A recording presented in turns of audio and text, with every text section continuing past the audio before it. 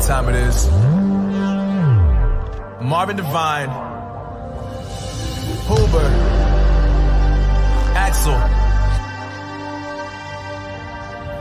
and you know how we do.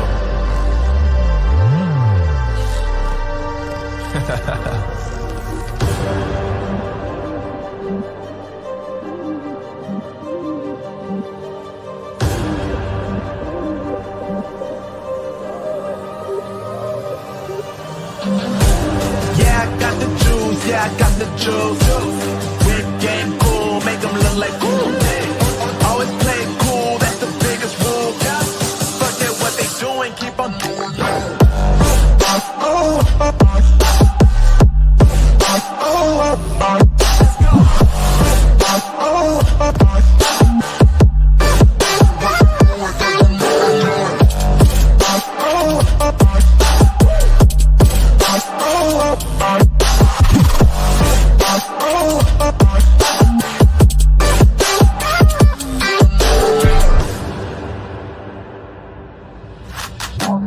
I've been making loot since like 22. Ask me how I made it right here in the booth. I'm always pursued cause of what I pursue. That's greatness, yeah, I gotta make it, I got things to lose. Boy, wanna get in my crew, but you can't get in my crew. Me, XL and Huber, way too fireable. When this joint drop, better call the truth. And when you hear the drop, better raise the roof. Better raise the roof. You already know what happens when we link up. Let's go. Yeah, I got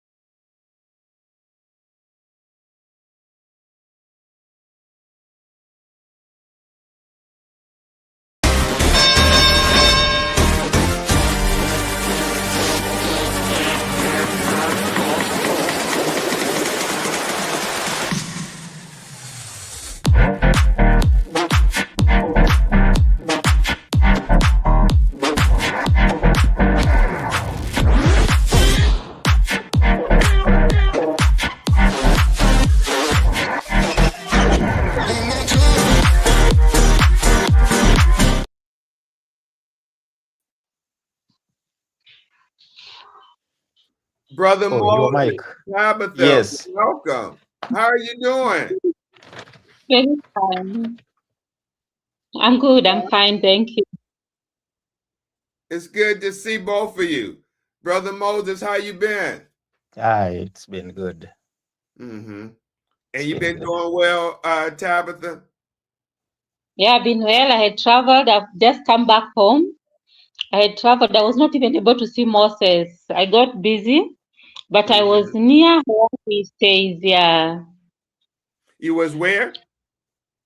I had traveled along Kisumu where he is, but I was not able to see him because I got a busy schedule at home at the And you said you was countryside. close to Brother Moses. Yeah, we had visited. Wow. Wow. Yeah. Okay. Okay. But your schedule was Mm. so busy that you couldn't visit him, but you was close Yeah, to him. yeah, I even told him, I talked to him. Oh, that's wonderful. That's Mm. amazing. Wow. Wow. So let's bring on our guest. Let's welcome our wonderful guest and give her the VIP intro. Uh, where is that at? Here we go.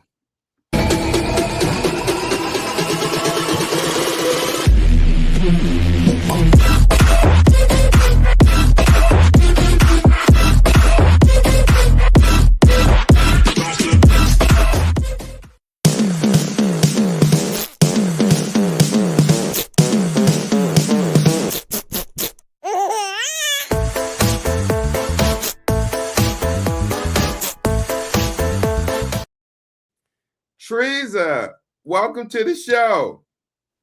Thank you, Stevie. How are you? All right, I'm fine. We are truly honored to have you with us today. The How are you pleasure is doing? all mine. I'm sorry. The pleasure is all mine. Yes, yes. And so we see you've been dealing with kidney disease for at least 17, 18 years to say, or Yes, more. not really, not 18, but 17. Huh? Yes, yes. This is the 17th year.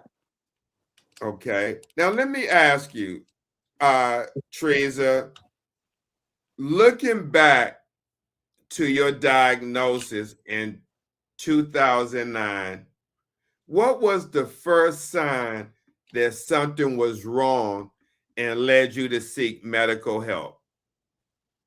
Oh, thank you so much for bringing me here. So when this was in 2009, that's when I was diagnosed with CKD end stage. So by this time I was, in fact, I don't know, but what really started was the nausea. I was feeling nauseated. Then I was in college. I just started college because I just finished my high school, my O level. So when I joined college, the first term was okay, but now when I get to the second term, I started getting this fatigue, extreme fatigue. That was, in fact, the first symptom. So when I used to walk from the bus stop to where the class was, the building, but that was a bit hectic. So I was wondering, I was doing this. What is happening? Why am I walking few steps and getting this breathlessness? So that was the very first thing I got, the fatigue, the short breaths. Then it went to the swelling. My legs started swelling. Then my face puffed, and boom, I was everywhere looking for a clinic, a hospital, a facility to get what was really happening to me. Then the nausea, of course, increased with time. Yeah, that was it. Wow. Now, that diagnosis can be life-changing. How how did it change your life and your outlook on health? Yeah, to be honest, it was chaos for me because you see, when I started trying to seek help, before diagnosis, it took quite some few months, because the only time, because locally in the marginalized areas, we go to clinics, or back then we used to go to clinics. So you jump from one clinic to the other, and before they diagnose you with the real thing, it's all messed up. So before I reached the referral hospital, which is Kenyatta National Hospital, I'd gotten misdiagnosed for a long time, say for a few months. So when we got to know the real problem, when I got to face a nephrologist, it was really terrible. It was bad news, although I really didn't understand what it was until the doctor said, he was very honest, by the way. I usually thank him because he was really honest. He said it, point blank, he said, "You're suffering from chronic kidney disease. This does not have a cure. You're going to have it for the rest of your life." It hit me badly, especially my parents and my mom, really, because he was so honest. But I feel like he did the best in telling me that, because it gave me a sense of what is going to happen for the rest of my life. And with time, I was able to adapt and know how I'm going to deal with it, because deep down, I'd been told you're suffering from a chronic kidney disease, and it's a lifetime ailment. So it was really bad for me, I will say. But with time, I got used. So I'm well now. Wow.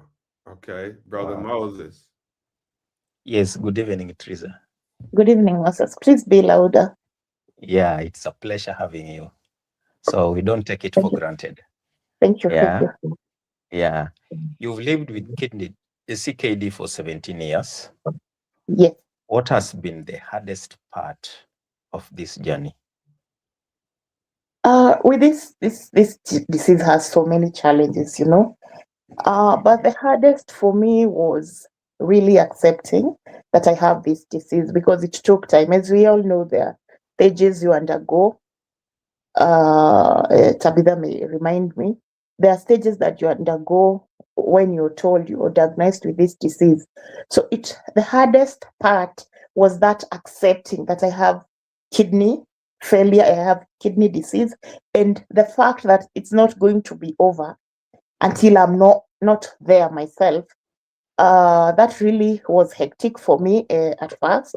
Now I'm used to it, although sometimes you will just go and feel like, why did it just happen? Why did it have to be me? Why not other people who could have suffered? But deep down, I still feel it's okay.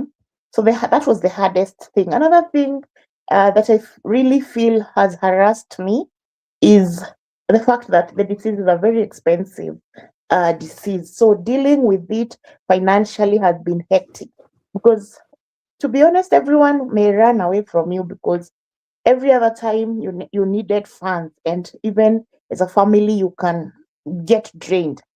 So you get drained emotionally in the first place. You get drained physically. Even physically, and also financially. So the three can really stress you when you're going through them, and even your family or relatives or the whole society, they can all get overwhelmed by all this, and of course that gets to be a bigger challenge for you as a patient. Wow. 17 years is a long time. Yeah. What kept Okay. you going during the most difficult time? What kept me going was no, when I accepted the fact that this is a chronic disease.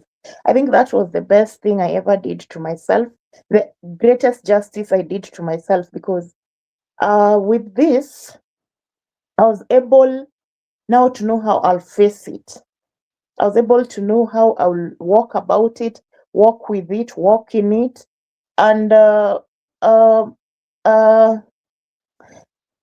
in all this, what keeps me going is I'm a Christian, I'm a Catholic, to be precise.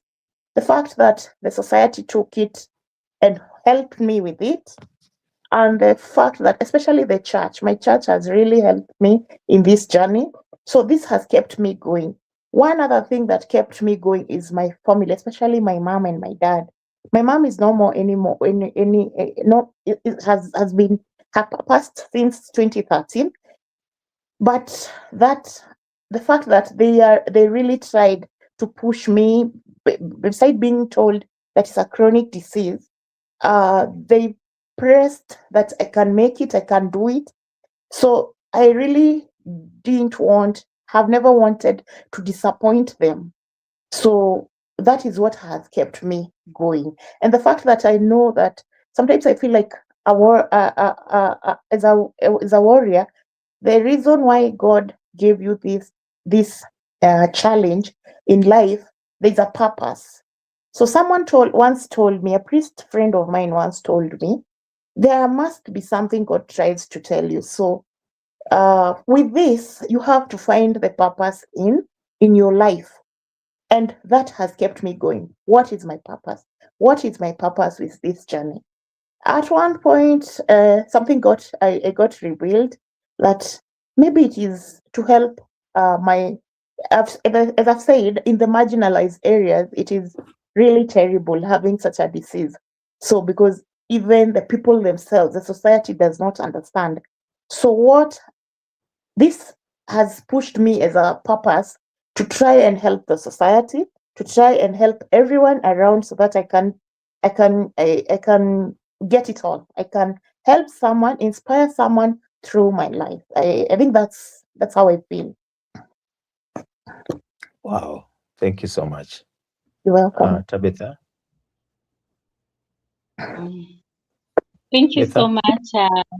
Yes. Thank you so much, Wangare. And your story is really...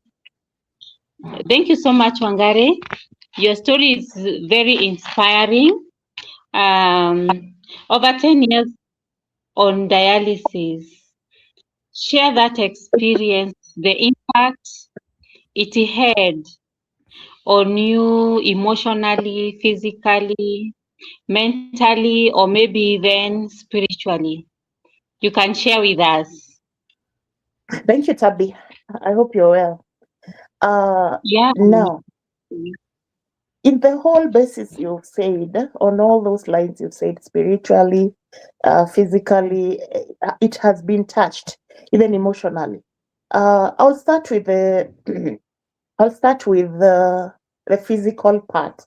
Dialysis is a treatment, and as a treatment, it is not the best treatment, though you survive on it. So what really happened with me over the 10 years I was on dialysis? This was the second phase, by the way. The 10 years is on the second phase because, as I said, I have done 2 transplants. So the first one I did for dialysis 2009, and 2011 I had my transplant. So that I really didn't face it because I was so sickly. I don't even remember how I survived that. But this last phase, since I faced rejection in 2015 for now that transplanted graft, that was the toughest time. At first, I didn't notice because when you're going for dialysis, you're okay, you look fine until you advance into the years. That's when you start noticing, oh, dialysis is not really working for me. Why? What happened? I got bone mineral disease. So mineral bone disease, sorry. So this is a disorder where your bones gets affected. Your phosphorus just shoots, your calcium comes so low. So you can imagine with all this, your bones, they're all hectic. My PTH was always very high. Within the ranges, it was it's not even over 100%, very high. So with all that, my bones started deforming. And this is when my sister noticed, we have to save this girl from this. We have to save her before she gets fully deformed. And that is one challenge that I really faced in the last phase of 10 years. The other one was time. Dialysis does not give you time. You're always in the hospital, home, hospital. You're not thinking about anything else. You don't have time to do anything else. And the weakness that comes with dialysis, you can go for 4 hours on session and you come out there feeling so terrible, so bad. you don't have anything you can do. So that another thing, the greatest and the worst that I've faced is the disconnection with people. They really don't want, I don't blame them, they don't want to disconnect from you, but you find yourself you can't connect because these people are healthy, they have their life things they're doing, so you can't just hold them within your ailment.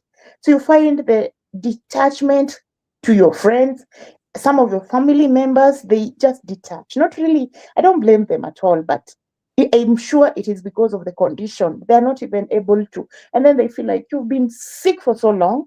So they detach completely. And that really challenges even every patient because you feel like the loneliness is so bad.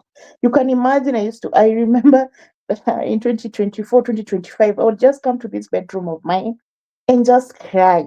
And they're outside, well, in the machines, in the units, and I was just smiling and so happy and excited and trying to help patients. But when I come to this bedroom, I was just crying. Why? Because all that has been disconnected and people will not really understand. Another thing is the spiritual detachment. You see, even if you're a Christian or whatever religion you belong to, somehow you're detached from that because you start even asking your God questions. Why me, God? Why didn't you give this one who is like like in my I will tell you something, in my community there's so many young men taking illicit brew, bad terrible brews, and you can imagine I was looking at them and telling God, Yani means you can give me this condition and I was so healthy. And these people, they're just buying a disease, like they're taking illicit brews, spoiling their organs, like the liver, I can imagine then the kidneys.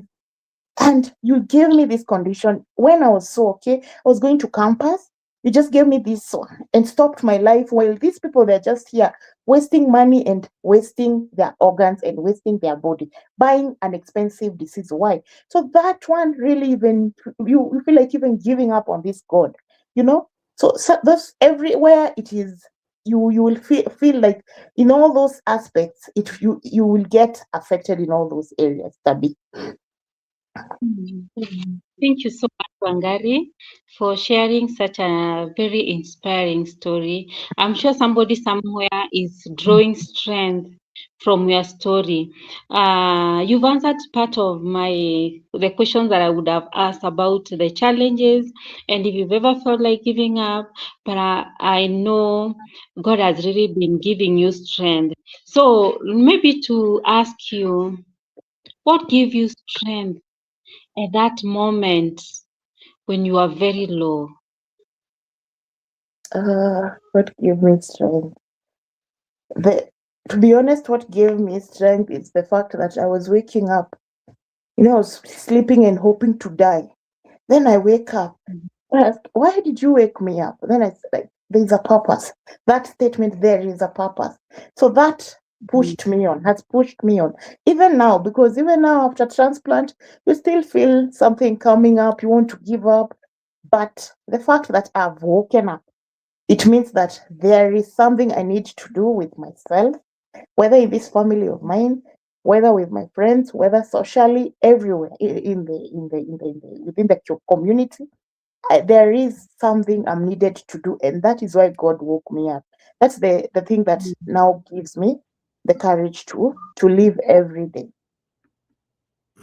Thank you so much, Wangare. And I'm hearing this word, purpose for our kidney patients. As Wangari has said in her story, we just need to find our purpose because it will keep us going. Over to you, Brother Steve. Thank you, Tabitha. I appreciate that. Trizah, what coping strategies, support systems, or habits help you survive those years on dialysis? Okay, thank you. Thank you for calling me Trizah. I find it very nice. Thank you. Anyway, what uh, has pushed me is I would say the help I have always gotten from people. I would like to even appreciate my high school friends, the society, as I said, the church, the doctors, everyone around me, the circle around me has always pushed me in, and those are the things that help you gather the courage to go on, because everyone is willing in their own way to help you. So how do you help yourself when everyone else is pushing you or is pushing for you? So those are the things. And another one is the fact that my mom passed, and I feel like she would have wanted me to do greater things with myself. And the fact that I got sick while very young, I was only 19. So I feel now I'm 35, I'm turning 36 this year. So I feel like there are so many things that are boosting me into living, into surviving. And I think that's all, Steve. Wow. Wow. I know support makes such a difference in long journey like this. Were there any people, prayers, or routines that made the biggest difference? Yes, a lot. I will not even. I may not even be able to mention them, because at this point you're not even able to pray for yourself. The prayers I keep telling myself, most of the prayers that have made me survive are external, from people from outside. There's something else. Well wishers. You see, in my country, in my society, especially in my community, we have this tendency of trying to help someone, especially if they're sick. So we do these fundraisers. So with these fundraisers, when you needed something, like for my second kidney transplant, a lot of money was needed, because you have to do some things like plasmapheresis. It is very expensive, and it's in a foreign country you're going. So the fact that they push you even with the funds, they are willing to help you, they are willing to make you survive. Those are the things. The prayers were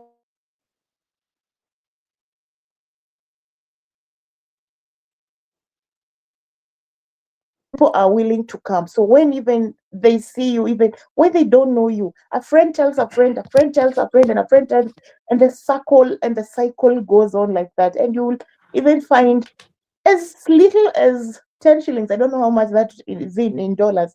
It's 0 point something, if I'm not wrong. So you can imagine someone is willing to help you with even that little that they have, so that they can save your life. And it means a lot. Even in the little they give you, it means a lot, because it helps you get the millions you need. Because in my country, it's millions. The millions you need for your transplant, for your drugs, for your labs, for your everything within you. So those are the things that really motivated me, actually. And they challenged me in a way that, why not survive? Why not push further with yourself? And also reading. I love reading a lot. Myself, I like writing also. Somehow an author. But I love, in this, I get it from reading. So I read a lot of books.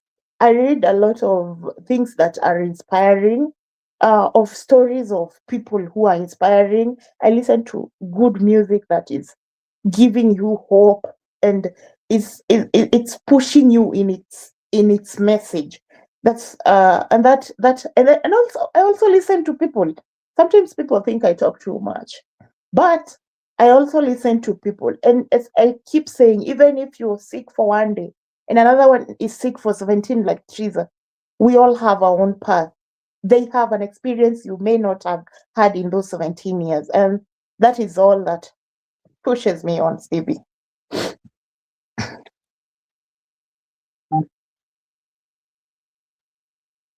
Wow. So powerful. So Thank powerful, you. Trizah. Thank you. Yeah. Now, Trizah, Mhm. tell us about your kidney transplant. What was the journey like for you and your family? Well, which one, Brother Moses? The first one or the second one? I was going to ask the same.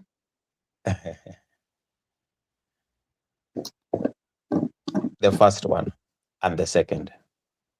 Okay. I'll summarize in all. Okay. The first one, to be honest, because as I said, I was very sick. I was not getting these things. I was not even understanding what is transplant. I only knew it's an organ that I'm going to get from whomever. Everything was done for me. Most of the things were done for me by the caregivers, especially my mom. So it was done in very fast. We just organized for the funds and off we went for the transplant. It was not done in Kenya. So when we went for transplant, I find it very good to tell people it's good for a patient to be the one doing all those things. Let all caregivers give a chance to their patients, unless they are pediatrics, the little ones. But if someone is over 18, let them know about this disease. Let them know about the transplant. Because when I got my first transplant, that was on 26th of March of October 2011. That was donated by my big sister, my eldest sister, Shiko. She donated her organ, and I really appreciate her because all donors are gems. When she gave me that kidney, I only realized it on the surgery day. Everything else, they were doing it for me. They were learning about transplant. They were the ones knowing about the drugs. They were the ones knowing everything that you must do after transplant. So for me, it was just coming home and getting the drug. So somehow, that's how probably I messed up with my first transplant, because everything was done for me. But it was successful, as I will say. It survived for 4 years. I was able to be buying drugs and going for clinics until my mom died. I did my first transplant in 2011. Then in 2013, my mom died. She was the one doing everything, from buying drugs to pushing me to taking to me for clinics and all that. Then, boom, when she died, everything changed. Nobody was there because everyone after transplant, especially the first transplant, everyone, in fact, this goes to you, Tabi, because I know you are a counselor. Everyone thinks that you're healed. You're not healed. They feel like they don't have anything else. Even the society, especially the society, they feel, why are you taking drugs? We thought you got treated. You are healed forever. So that is how my kidney failed in the first graft. They failed in 2015 because after mom died, nobody was there to nurture my health, nurture my kidney, nurture my all I needed. So that is how I lost the graft. Now we go to the second one. So I go back to dialysis, of course, which I had refused. That's another thing. You totally refuse that the kidney has failed. You face the real biggest challenge. In fact, I can say that is another one that you have to undergo counseling for, because you can easily die because you cannot just accept that your kidney has failed. So I come to 2025 March when my sister, my other sister, now the one following the eldest, now the second, we are four. We're eight now, my family, but four sisters, four girls and four boys. So my second sister says, no, let me do it. So of course, in the 10 years, I was wondering, why are they not willing to donate? But it's because I acted, I'm okay. Don't act, you're okay. You're not okay. I tried once to seek for their help, but I think because I was acting, I'm okay. The okay thing, I don't like it. I keep telling people, please don't act like you're okay, because you're not.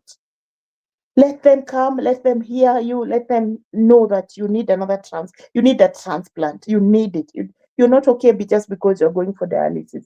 So my sister, when I started deforming, if I stand, you will notice I'm not straight because my bones had really been affected, especially my backbones. So that is when now my sister said she's going to donate. And I was wondering, how will we do this? I'm asking quotations from my hospital, and they are giving me millions of money. Where are we going to get this? My dad has age. Will the society accept again to help us? But guess what? Somehow God did it for us.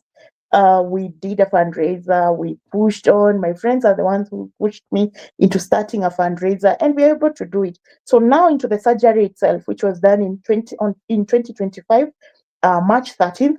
By the way, that gives me so much hope, because 13th March was World's Kidney Day. So imagine how I felt like today is World's Kidney Day. I'm getting an organ. I was so excited. I was so happy. I told God, this is the best gift you're giving me. You're giving me a kidney on World's Kidney Day. Please make it survive. And that is now how I was. Now, the society, of course, helped me with the funds.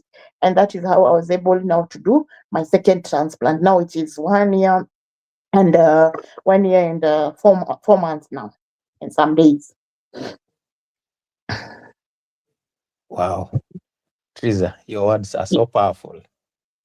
Transplant is often seen as a second chance at life. What lesson did you take from the first transplant experience? The first one is what I said. It is me. I am the patient. It is me to nurture my health. Before everyone comes in, it is me to know how I need to take my drugs. It is me. I sleep with them here. I have them in my bag. I have them everywhere I'm going. So it is me to know that I need to take drugs post-transplant. I need clinics, and I need to do my regular body checks, my labs, everything that comes with transplant. It is me. It starts with me. It cannot be anyone else. My sister, my sisters, even the donor, everyone is busy doing themselves. Please, we should learn to release other people and not carrying them too much into our conditions, because this overwhelms them. And when you need them, they may not be there because you have been overwhelming them when it's not really necessary. So now that I got a kidney, what is my purpose? It is to take care of that kidney. So that is what I learned. Another thing I learned is to be obedient to your doctor. Don't keep arguing with I will say us. We are too lazy to take what our doctors tell me. It is okay to seek a second opinion, even a third, if you feel uncomfortable. But if you find 2 or 3 of them, they're saying the same thing, please be obedient. Don't try to do other things. Again, this disease needs something I call discipline, especially dialysis patients. You need discipline. You told not to take this, you go to Tabitha and her friends, the rest of the nurses or doctors, they tell you, don't take this, please don't. Why are you killing yourself while you're saying not, unless you're not comfortable? But all that comes with acceptance. Wow. Thank you so much. Tabitha, back to you.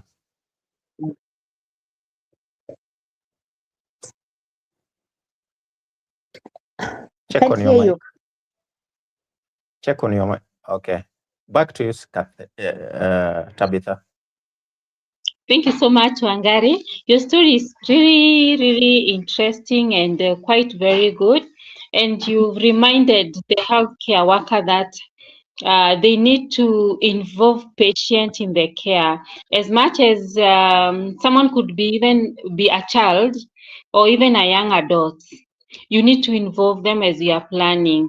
You shouldn't know about your surgery on the last day, or you shouldn't know about your medication now when your mother is not there. I think that is not right.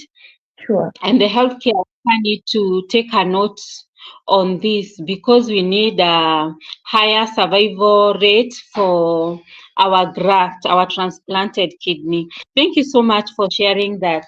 So what are the most important things that one should not ignore after surgery? Maybe you can tell us, Wangare.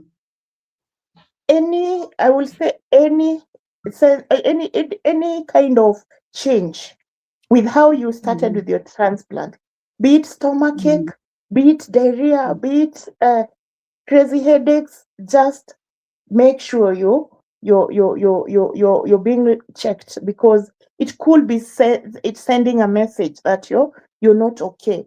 Any rise in BPs, any rise in if you're diabetic, if you're hypertensive also, any rise of that should help you, and you should rush as fast as you, especially diarrhea, just rush to see what is really happening, if the drugs are okay, if you're on high or low dosage of those drugs, because they can affect you if they are refusing your body. Such things you should.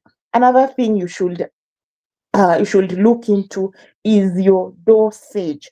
Don't change your dosages. Don't do that. Don't refuse to do your tacrolimus level or your cyclos or whatever the levels. Don't refuse to do those things, because they are the guidance to your the drugs. They are the guidance to how your graft will perform in between. So all those things that include or are involved in transplant, just be keen on them. Be very keen. If you, again, something else I see people saying, when we do transplant, we should eat everything. No, me, I keep saying no. There's an X I put there at the end of the right. We can't just eat anything. We have labs we're doing every day. I can't have a potassium of 4 point, almost to the border, 4 point, and I keep eating potassium, or even at the borderline, which is 3.5. No, I can't. So you check even the labs. You help your nutritionist should help you. So we cannot just say, and that is goes with the fact that we think we are healed after transplant. No, a transplant is another treatment and when we get that into our head, when that fixes into our head, we are able to survive a transplant. I don't know how long my graft will survive, because I know these things, and it may. We can't refuse that fact that it may, but I'm going to try my best every other day to do what I'm supposed to do. So if it ever fails, God forbid, I'll know that I had done my part in the what is it called, or with the acquired knowledge I've gathered from doctors, nurses, everyone within the medics, even fellow patients. I'll make sure, I'll try my best, even if it survives for 20 years or 5 years or whatever time period. Those things I'm going to try my best, and it is us to try my best. When you know that it is you to nurture your own health, that gives you the freedom to live and to lead a good life post transplant. Thank you so much, Wangare, for sharing that. And for a patient who has been done surgery, kindly do not ignore if there is a change in blood pressure, a change in the blood sugar, if there is a fever, if there is diarrhea, if there is change in any change in skin color, if you have nausea, vomiting, maybe you're also not sleeping, you're worrying a lot, you should not just take it for granted. See your physician, and again, also for those routine checkup, kindly make sure you follow your routine checkup as the doctor prescribes. Thank you so much, Wangare, for that. And maybe what education do you have for those who have been newly transplanted? Sorry? Wangare? Sorry? Education. What education do you have for them? For the newly transplanted patients. The first one is Yes. discipline. Again, as I've said, this disease, it all involves discipline. If you're not disciplined, and disciplines will involve so many things, like I've said, you have to do your labs, you have to show them, to not just showing them to your doctor, having them explain to you what is happening in you. Why is tacrolimus shooting or coming down? When they change drug, ask, why is it changing? Don't just be there, doctors, to be doing everything. You need to know why tacrolimus is going down, why the dosage is being added, and why everything is being done, whatever it is. Why, when you get an infection, why these drugs changes. So those are the things, and they come all with discipline and allowing yourself to learn. Another thing I would want to advise patients is newly transplanted patients, which I am also, because 1 year is not as old. There are people who are 10 plus whom I really get challenged, and get to get what how they have really survived. Another thing is this I keep saying this is the drug, the cure for a kidney. Give it what it's supposed to how much it's supposed to take. If your doctor tells you to take 3 liters, just obey. If your doctor tells you take 2, just obey. Just make sure that you're hydrated always so that your kidney can be able to survive. Another thing is now to know how you're feeling. Learn to know this is a fever, this is nausea. Why am I feeling it? Rush to the doctor so that they can help you. Another thing, also remember spiritually, you need God. He's the one who made you come from, or even if you're not a Christian, you're Muslim, you're Hindu, whatever super being you adore, please learn to thank them, learn to help ask assistance from them. In their own way, they are going to be able to help you. In the first place, they are the ones who helped you to get that graft, so they will be able to help you even run the errands of your new graft. There's a lot you can want to learn, but I am also a new patient who is trying to be these things. And what I would want to tell, especially these young adults who are doing transplant, because that is where we are having troubles, and that is why I'm keeping insisting on the caregivers, because the caregivers of these patients are with them on dialysis, doing everything for them, babying them throughout. It's okay, but when they do transplant, I am telling you, they are going to be okay. They are going to feel like healed. They're going to forget taking tablets because you are the one who has been helping them take drugs even pre-transplant.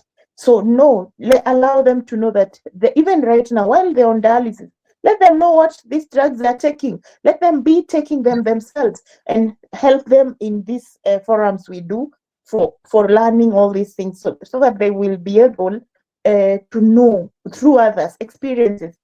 If you get to know my story and someone else's, you'll be able to learn 1 or 2 things so that you'll be able to help your graft survive along. Thank you so much. Thank you so much, Wangare, for sharing that. And what I would say is that also someone to avoid over-the-counter drugs, to avoid alcohol, and again also to avoid herbal when you have been transplanted, and make sure to follow your medication as the doctor has prescribed. If you take your medication at 7, it is plus or minus 30 minutes. Kindly do not say that I'm taking my drugs in the morning, and when you wake up at 6, you take your medication at 6. When you wake up at 9, you take your medication at 9. No, you should strictly adhere to the time that you have set for your medication, so that your graft also can have a higher survival rate without any interference. Over to you, Brother Steve.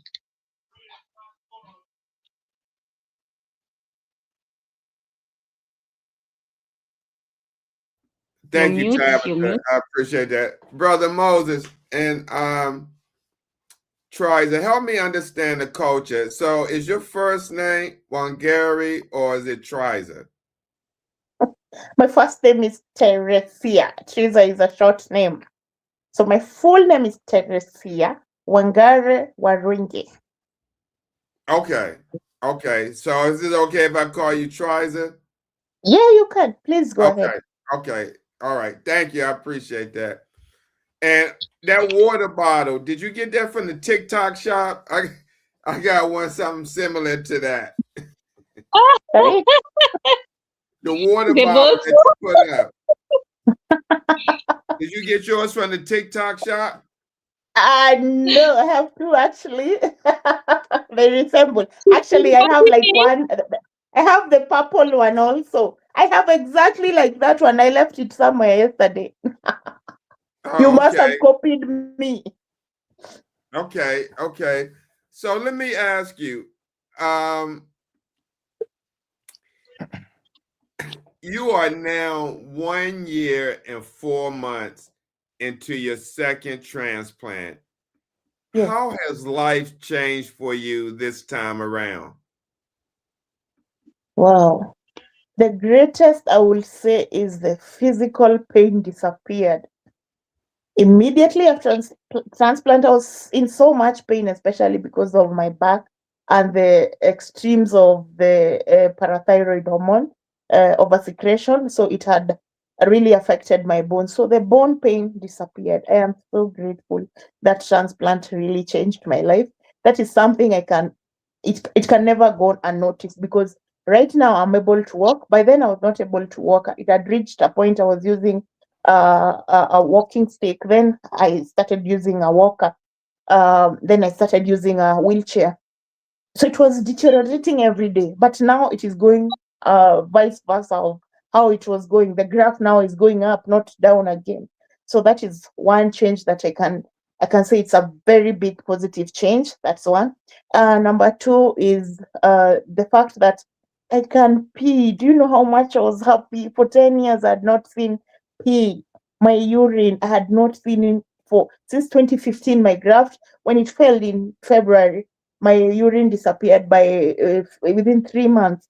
So after that, I only saw my urine on the 25th on the 13th of March 2025. I was so excited. When I woke up, I was telling everyone, I want to see my urine. I didn't want to see no one else, even my daughter. I wanted to see my urine. So that is one greatest thing that I am happy, because you can take it for granted to just go and pee, but you don't know how much you're missing when you don't have it. Because I remember I used to cry so much, Steve. Do you know why? Because when I go out with my friends, they're all jumping, they want to rush. Even they tell you, see, we go to the toilet, let's go to the toilet. And you're like, I remember once occasion I'd gone with friends for a wedding, and they were rushing to go to the washrooms. And one of them, let's just go. Trizah, why are you not going with us? The other one, who was my best friend, told her, you don't know Trizah does not pee.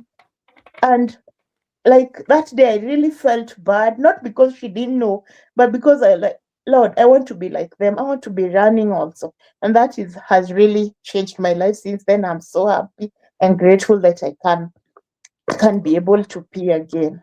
There's so many changes. Look at my color. I was not this color when I was on dialysis. Like my complexion has come back to normal. It is so like, I'm so happy. I was so dark. You will not know. If you see my photos on Facebook, you'll be shocked by how I was.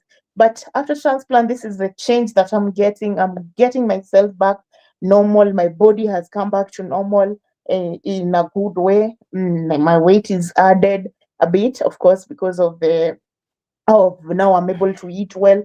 And even that restriction in eating, it has really changed. So even if I said you cannot just fully eat everything without having to check your labs, I can say it is not as restricted as that of dialysis. So much has really changed, and I'm so grateful. I will encourage everyone for a transplant anytime. Wow.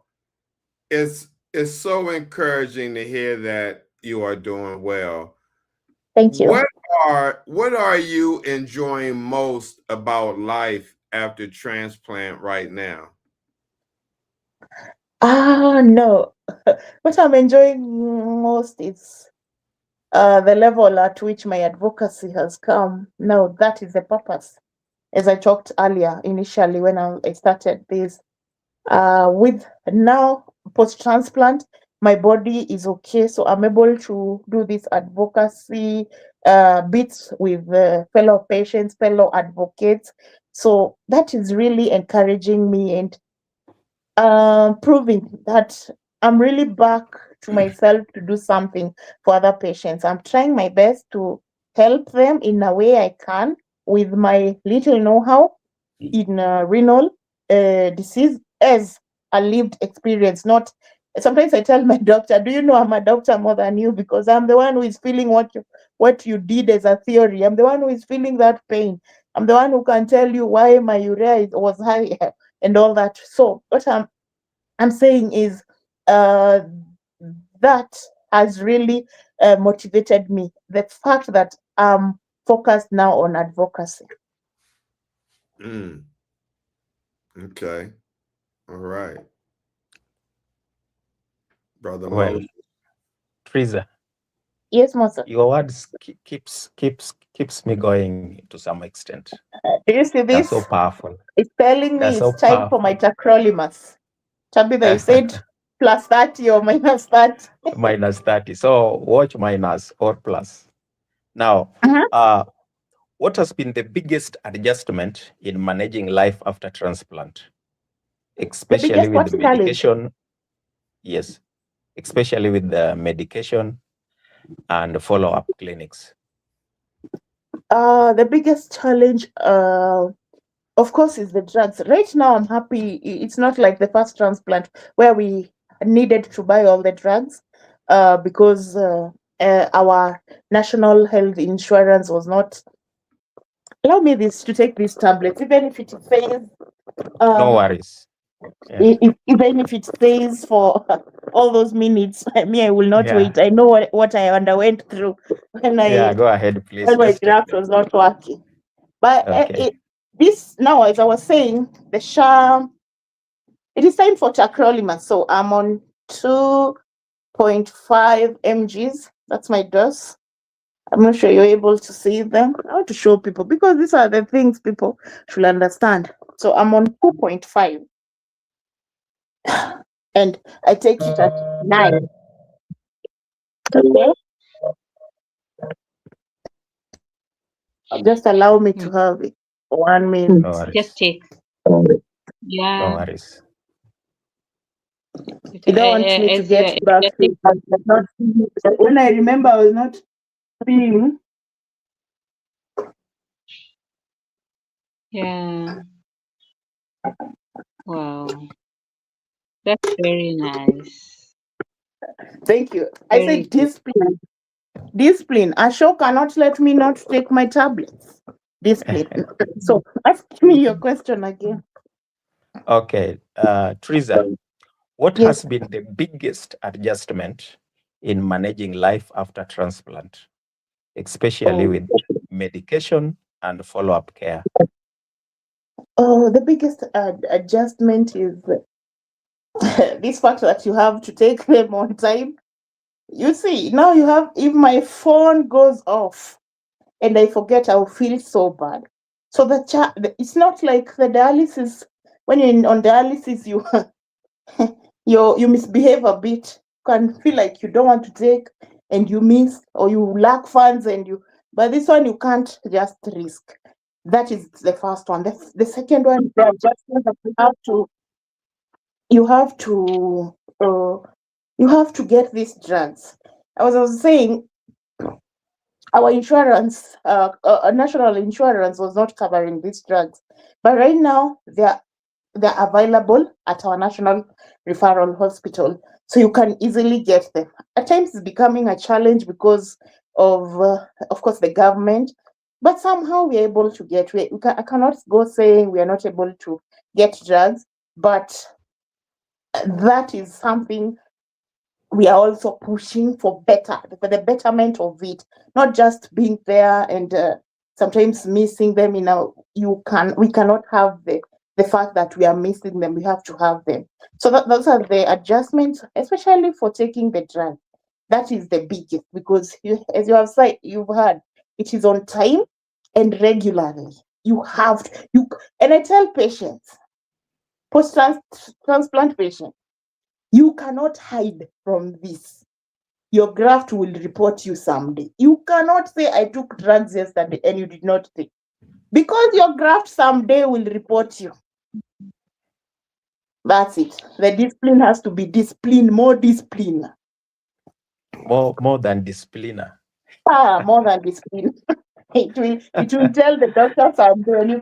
You cannot go saying you took those drugs and you did not take. They will know. And why are you lying to yourself? You cannot lie to yourself. It's like lying to God. You cannot. Yeah. Trizah. And don't go using drugs. Something else. As patients, post-transplant, don't feel bad you don't have drugs. And really, it is lack of drugs. You don't stay until the last day. No, ask someone. Like, I can call my friend. Please, I don't have tablets for the day after tomorrow. I don't know if I'll find them. Please, have a dose that you know for 3 months or 3 weeks, or you have a period of time with your drugs. Don't go rushing the last minute. That can really mess you. Wow, Trizah. What exactly? Can you just shed some light how effective or frequency you go and get your transplant made without any top-up? Are there months or years or weeks that you can go without buying them yourself, or it is being catered? Okay. I mean, just you can give it maybe 1 out of 10, 2 out of 10, something like that. Not do that. I will not do that. You know why? Because these drugs, because we only get with what we call SHA, the National Health Insurance Fund. We get it at only one hospital, the 3 referral hospitals in Kenya. So what happens if you go and miss, and it's only one? The challenge is that you only have to get them once in a month. So if you go that time and this drug is missing in the counter, you will miss it. That one you'll have to buy. You have no option because you have to take that drug. So that is the challenge. The fact that you can only use this insurance for one time. If you press it and when you press it and it has already shown that it has been pressed and you have accessed it, and there were no drugs that you needed, maybe there were not 2 out of your 11 tablets or 2 or 5, then you may have to buy it from outside. So you cannot say just one. Sometimes you will go and find them all. Sometimes you will go and miss some. Sometimes you will go and miss the most important one, the three main drugs, prednisolone and mycophenolate and tacrolimus. So what do? You have to buy them. You can't say that because it's missing at that referral hospital, you won't take. So approximately, you may not know. They're expensive drugs. So if you don't get them with the cover, you have to buy them at that expensive, because they cost around now again, it depends with your dosage. My dosage right now is not someone else's, depending with your graft. And this again goes with how your graft is adapting to your body. A patient maybe of 6 years is not a patient like me, or even for 15 days or 3 months. They're all different. So the dosages are different. So that depends with now what you'll be taking per month. And some drugs, like for me, I got stroke in 2010. So I'm on this anticonvulsant drug that I take throughout. You see, someone else's prescription may not have it, and it's a very expensive drug, and I have to take it every day. So I have to have it. So those are the challenges of those drugs. And if it's not there, you have to buy it. You have no option. Wow. Already you answered my second question that I was about to ask. But let me just ask, what advice would you give to a patient about staying consistent with the treatment? Already that one is is the advice, because you have to. I'm not giving anyone an option of no, unless you don't want to leave. That is the only time you can say you can't be consistent. But I will say, like right now, I'm supposed to do my labs this week, and if you miss this week, you can do next week or the day after the day you're supposed to. That one is okay. But you cannot stay for 3 months and you are on monthly checkups. You refuse. Are you selling out your graft, or what? Again, why did you agree a donor to be selfless and give you a kidney, then you refuse to be obedient? You have to want to nurture that graft, that special bin that someone donated, and to thank that person, not in words, it is in actions. The regularity, the consistency of doing the clinics. And again, learning to study them yourselves before when you get to the doctor. Just read at the urinalysis, the urine routine. Know that this is this thing is not okay here. This means that I have infections. When you see protein, what does it mean? When you protein present, when you see in your full blood count, you see that your lymphocytes, I don't know, they're doing what, your white blood cells. You have to know those things before you reach to the doctor and for further explanation. At least you have a clue of what is happening with your graft, because those labs are showing what your graft is doing. Low HB. Why do you have low HB? Why do you have so much high HB post-transplant? What should be done at that point? Those are the things you go to discuss with the doctor, not just listening. Talk to your doctor. Thank you, Trizah. Tabitha, back to you. Thank you. Thank you so much. Maybe in the interest of time, I just want to congratulate you, Wangare, for being a great leader. And, you know, a leader starts by leading self, and you have fully demonstrated that you are a great leader. You're not even afraid to take your medication in front of even the social media. And that is what we really advocate for. It is your time for drugs. You are showing true mark of a great leader, and congratulations for that.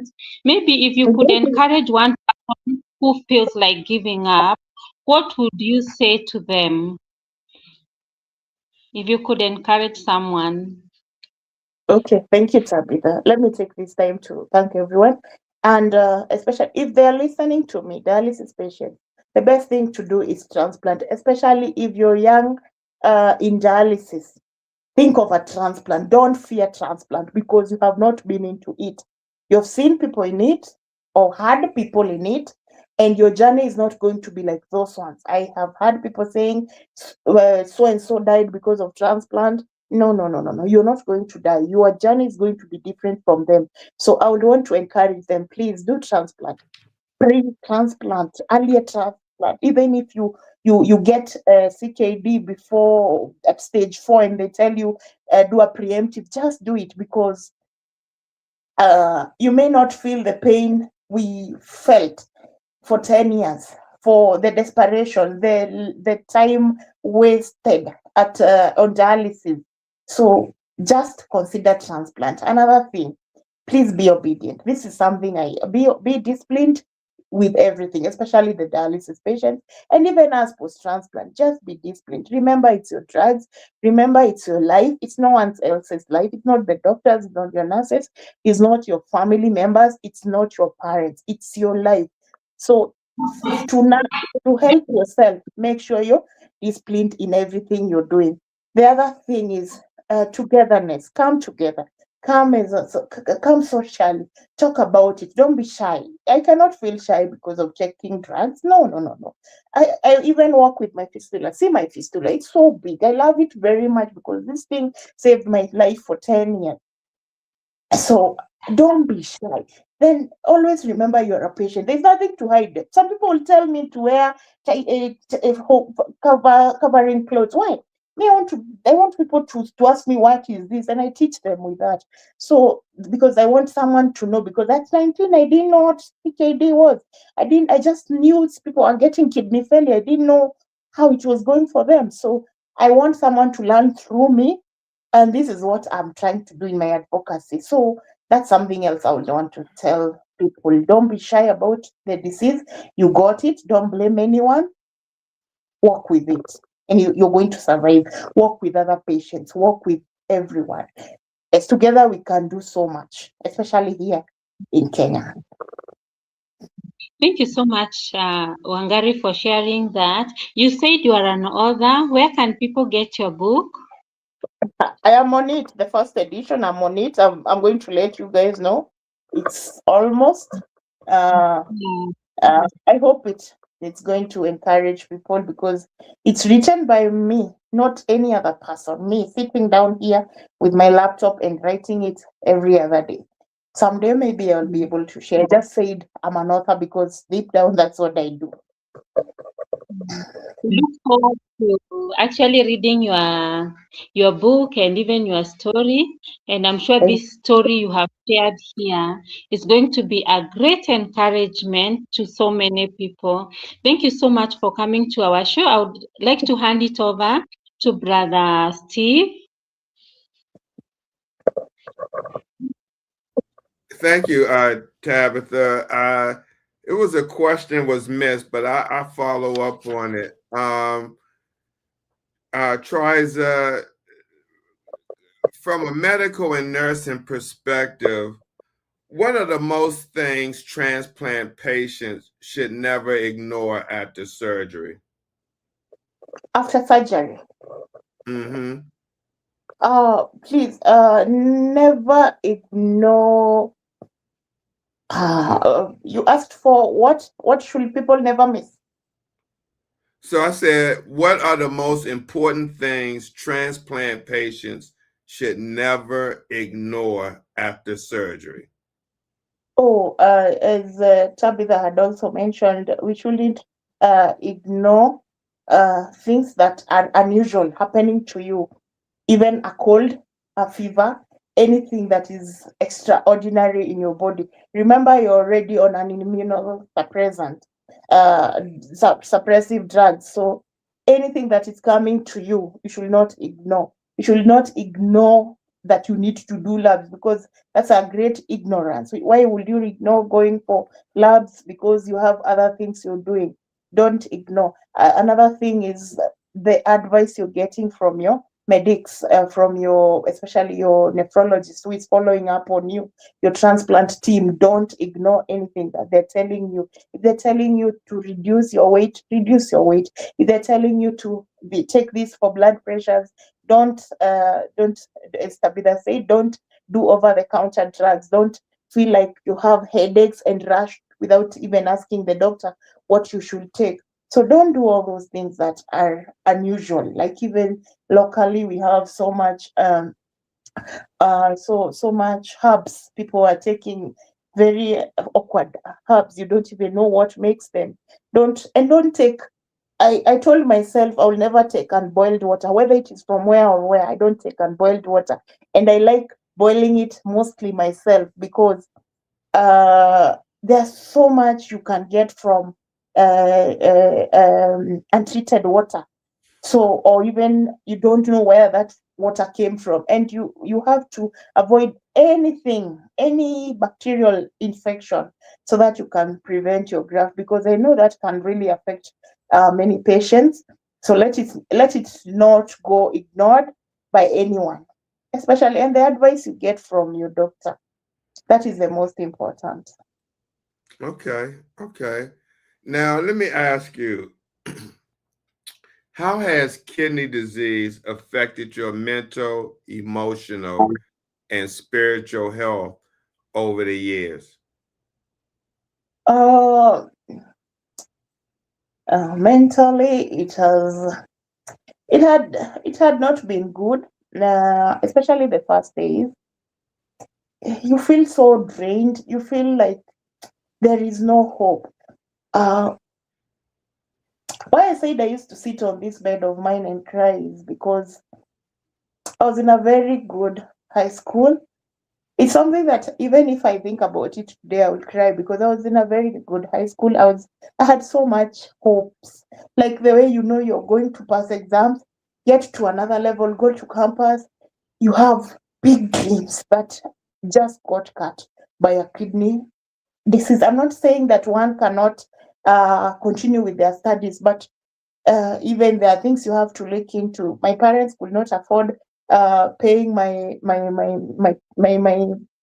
medication covers and continue with school. And even me, I didn't feel motivated. So mentally, I got affected by seeing my friends, and then jumping from one stage from the other. That was in high school. We jump there, they go to college, they go to campus, they study, and they pass. You see them, they invite you for graduations. You feel you attend actually, but deep down you feel I should have done the same if this did not happen to me. Another thing mentally why you get broken, they go to another stage after even graduations. They start getting married. Do you know how much you feel when you see your friends just go from one stage to the other when you're just stagnant? That really mentally damages you. Spiritually, as I said, it is you can manage to cover that, but you may feel like God has left you alone. God does not love you. God hates you. It's a punishment. People will talk. By the way, that's another bad thing. People will talk, and it will affect you even mentally, because people will start saying all sorts of things. In this village of mine, people will start saying, oh, you're cursed, you have you have what do we call them? You have what are they called? Then bewitched. You have been bewitched, and you owe your they told me my great grandparent had some then they had something they owed someone, so that's why I got sick. And I asked them, so even those people in America, in China, they get CKD, they had debts somewhere, so it doesn't add up, but it can really mess you, because even your relatives, because of lack of know-how, they start believing those things. They start thinking, oh, maybe she had a debt, that's why you have this kidney failure. So if you're not knowledgeable, you may end up getting more damaged mentally than, and they all come in the same angle with the spiritual, because they start affecting you. Your spiritually your graph goes down. How you believe in God, it goes down, until maybe you get the courage and understand that it does not happen because God wanted to. It happened because there was a purpose and there is a reason, and that reason is for you to. How are you going to handle that? That's it. Okay. Well, I want to just do a follow-up question. The journey is not only physical, but also emotional and spiritual. What would you tell someone who is struggling silently with fear or discouragement? I will tell. It is at first it is normal, but just don't hold on there. It is okay to feel not okay. That one is it's okay. It is okay to feel not okay, because you're human. You're prone to feeling not okay. But after not feeling okay, what is the next step? Now, how can you solve that? Spiritually, you can pray. You can ask for friends. You can go to gatherings of. I keep saying, birds of the same feathers flock together. You will see me with kidney patients here and there, or doing things with birds that I flock together with, because those are the only people who will understand you. But if you silently suffer alone without letting it out, it will be more dangerous to you, and it can easily be dropping your graph. So it is good to be with people, and people who suffer like you, who have the same disease, because you will meet them during dialysis, you will meet them post-transplant, because you are going for clinics. You'll meet these people, you'll even understand to see people have more greater problems. As I said, even this 3 months person, ailing patient has an experience me with 17 years I probably have not gotten. So we learn from them, we get courage from them, and we get hope from each other. All right. Thank you. All right, Brother Moses. Trizah. Yes, Master. You've been, who has been your greatest source of support throughout this journey? And how did it, how did they help you? Okay, I will say the greatest source of support. The greatest source of support throughout the journey. Do you mean financially? Do you mean physically? Do you mean emotionally? All inclusive. All inclusive. Trizah, feel at home.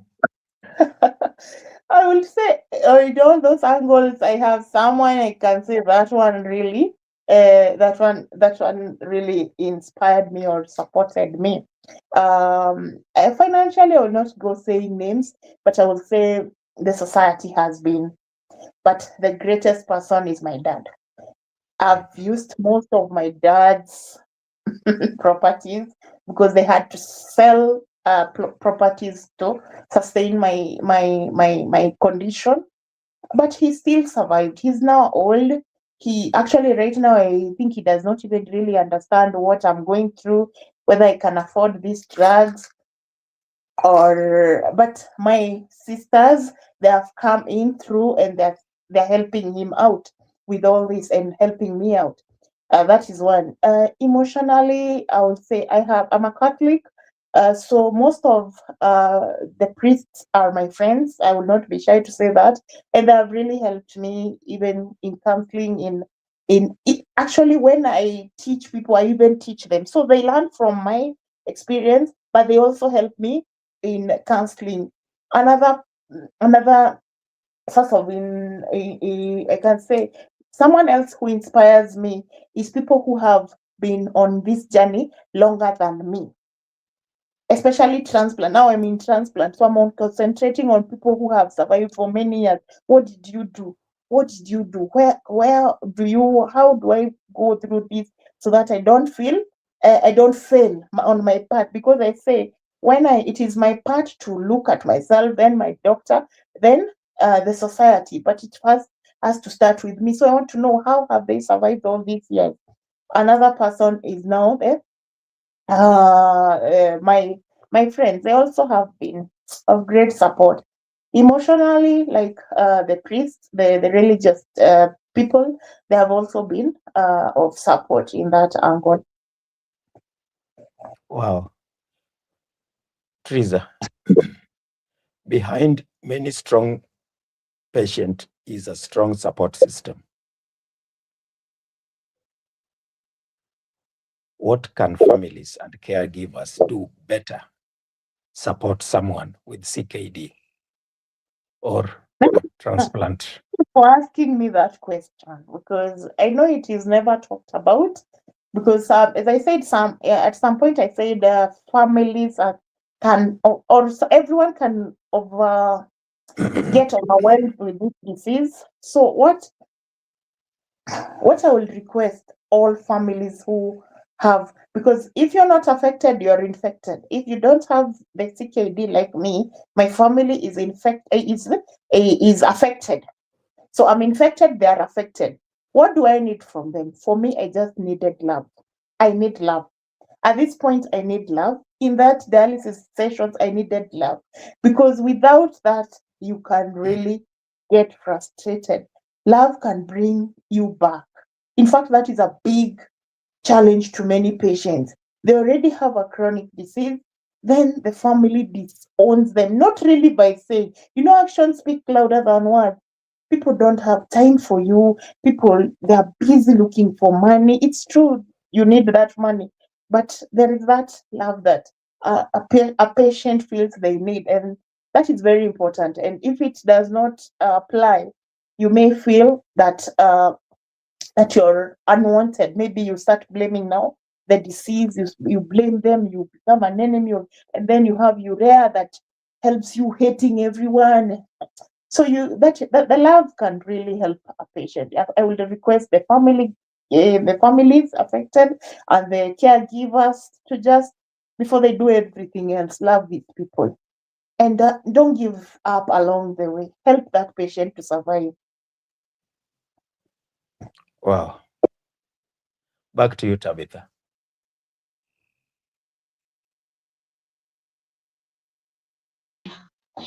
Thank you so much, Brother Steve, and even Brother Moses and Wangare for being there. Maybe if Wangare, you have a message for the caregivers, any message? Yes, I will still repeat the one I said. Please let a patient be a patient, especially the young adults. Let them be a patient. Teach them when you're learning, like when they come to you as a counselor, let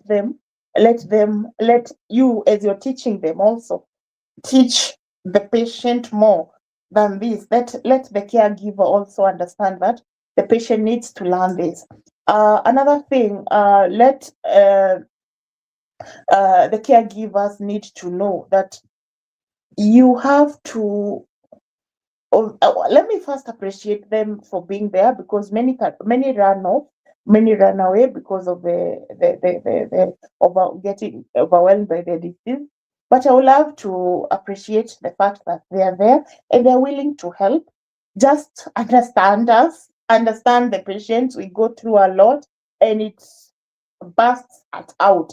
So how do you manage to handle us with today the urea is very high, you don't feel like eating, you don't feel like doing anything, you don't feel like showering. Kwanzaa me, I was very good with that. I didn't want to shower, I didn't want to eat, I didn't want to do nothing. So how do you cope with that? How do you deal with that? That is for the caregiver. Be kind, be gentle, and help us out. We need you, actually. We need you. Even if we need to know ourselves first, we still need you, because we want to feel like we have someone around us. And don't run away. Don't run away. Thank you so much. Just to maybe, as we are finishing, you can just talk in a minute about the support group and the importance, just like in a summary, support groups. Yeah, as I said, get into this support group, and don't get into them like you're getting finances or no. Support groups are to encourage you as a patient. Birds of the same feather flock together. Being in those groups will help you understand your body more, and because you will see an experience of someone else, and maybe you're going through it and you're not understanding, so you'll understand from that person why it is happening to you. Another thing, you will being in this social, being in these support groups will help you understand things like, I need transplant. I cannot stay on dialysis forever. I need to be. This one is also a transplant patient.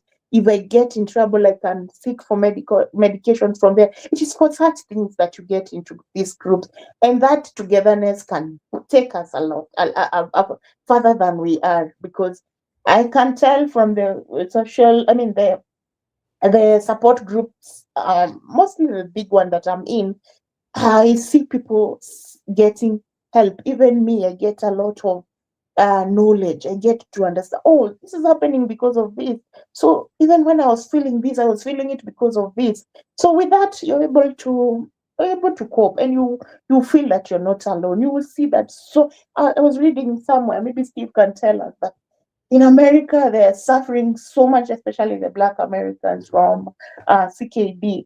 So you understand, even it's not even in Africa only, even in this America, Europe, Asia, everywhere, Australia, they're all suffering from it. So you're not alone. We are many, and we are millions of people. How do you survive? You have to survive alone to join the rest of the world.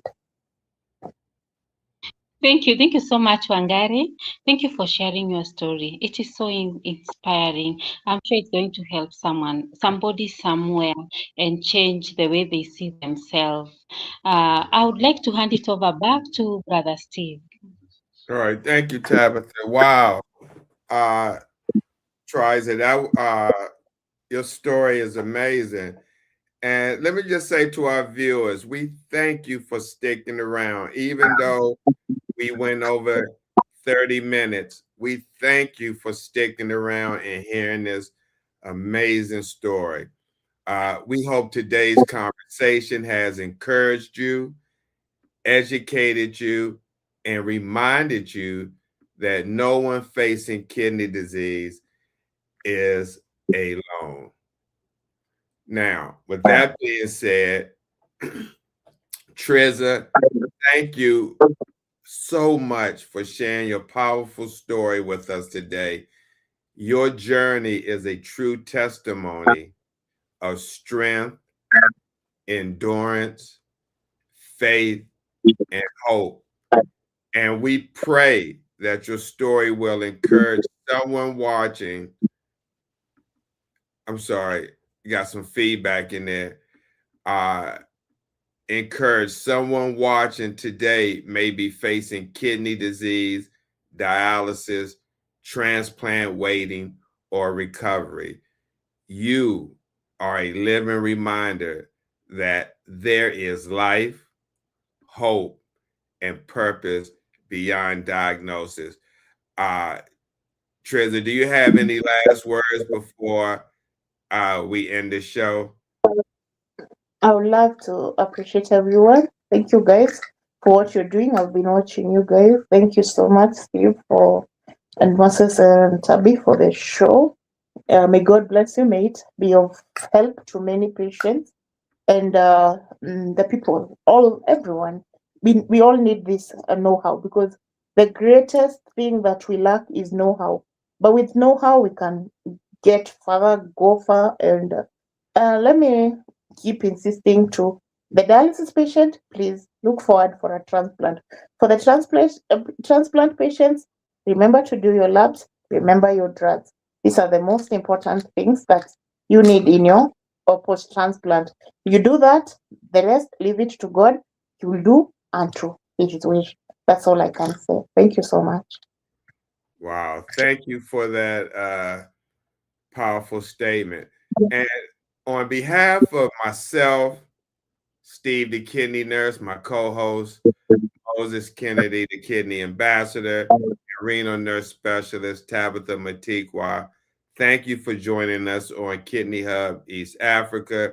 Please remember to like, share, follow on Steve the Kidney Nurse YouTube channel, Steve the Kidney Nurse Facebook page, and the FIGO Initiative Facebook page for more kidney awareness, education, and survivor stories.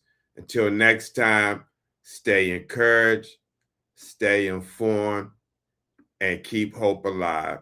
Thank you, everyone, for watching. Brother Moses, Tabitha, and Trizah, thank you so much for joining us tonight, all the way from Nairobi, Kenya.